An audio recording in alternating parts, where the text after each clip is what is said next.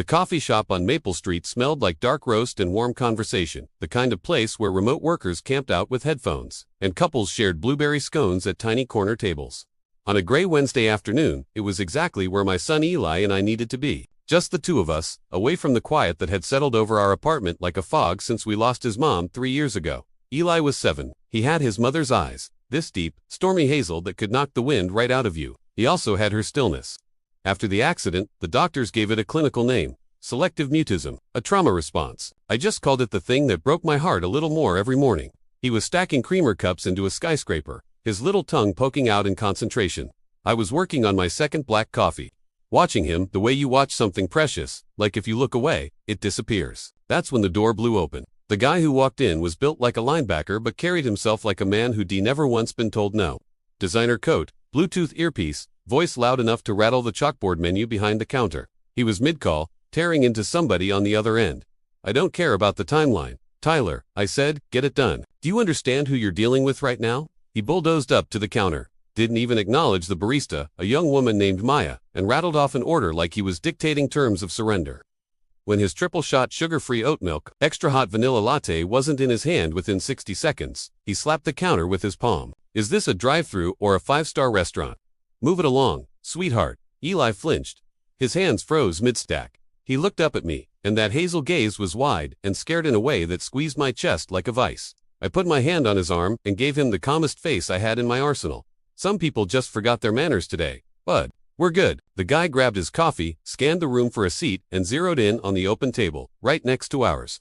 Of course he did. He shouldered past us, and the sweep of his coat caught Eli's elbow. The whole creamer cup skyscraper came down in a clatter. Eli's face just fell. He didn't cry. He stared at the pile of little white cups on the table, lower lip trembling, eyes glassing over. That silent devastation was somehow worse than any tantrum could have been. I took a breath, slow and steady. Hey, I kept my voice even. You knocked over my son's tower.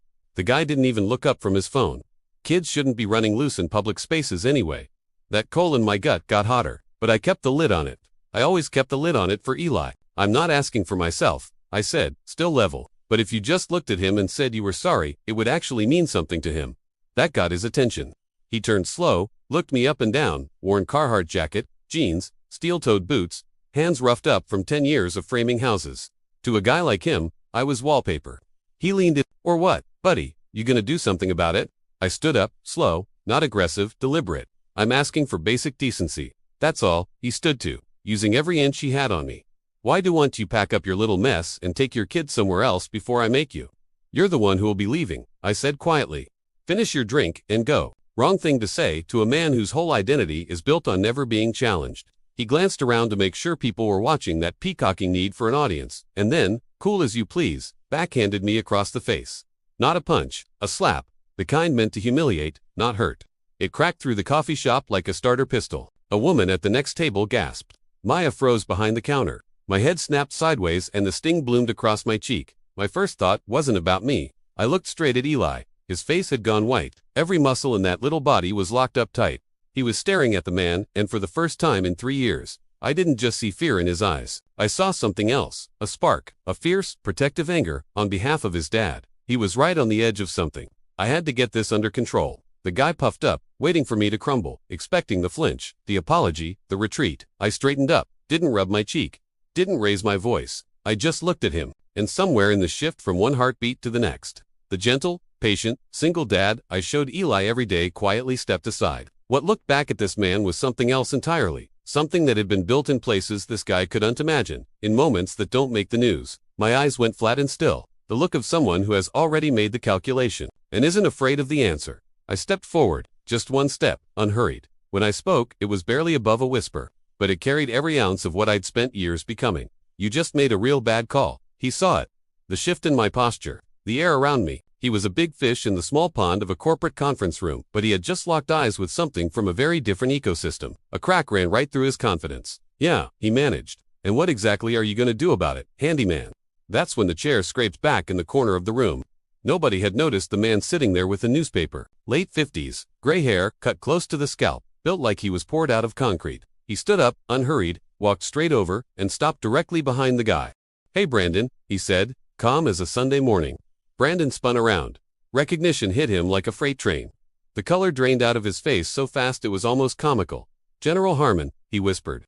I didn't realize you were the general." Ignored him completely. He looked at me. His eyes were the kind of tired that comes from carrying things most people never have to carry. He gave me a small nod. "Captain, good to see you." He let a beat pass. "Though I see some things don't change. Still mopping up messes." The word captain landed like a depth charge. The whole shop went dead quiet.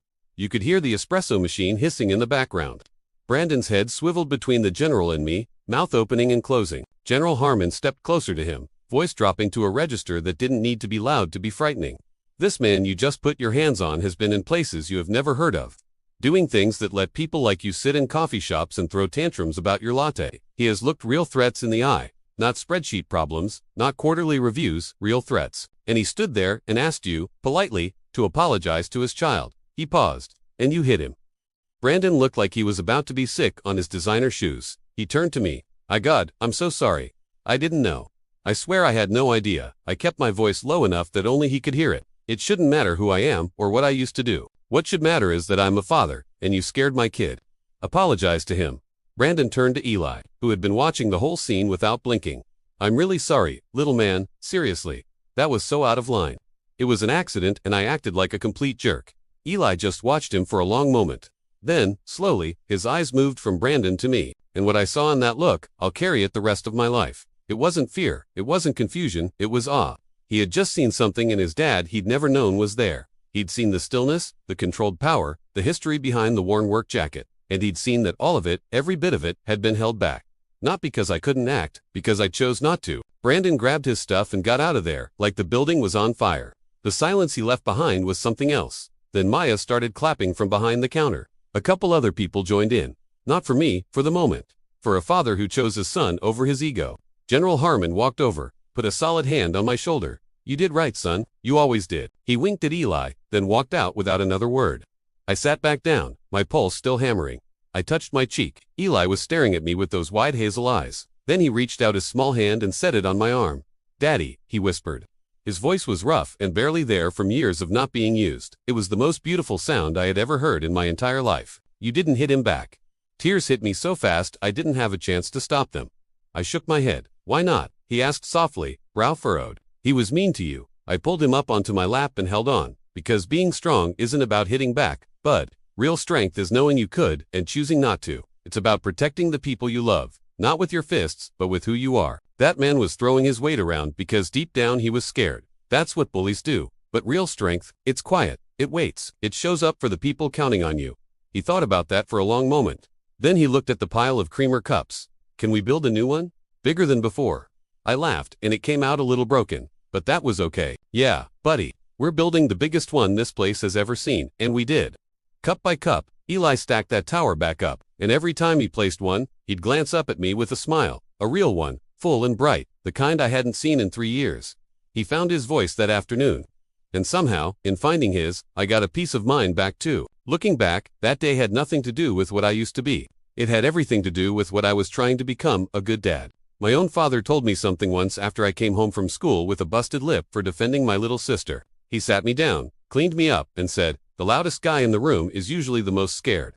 Don't ever throw a punch out of anger. Only fight when there's no other way, and only to protect someone who can protect themselves." It took me 20 years in a coffee shop in the middle of nowhere to really get what he meant. If this story hit you somewhere real, if it reminded you of the quiet strength in your own life, or the person who showed you what it actually means to be tough, drop a like below. It genuinely helps me know these stories are worth telling.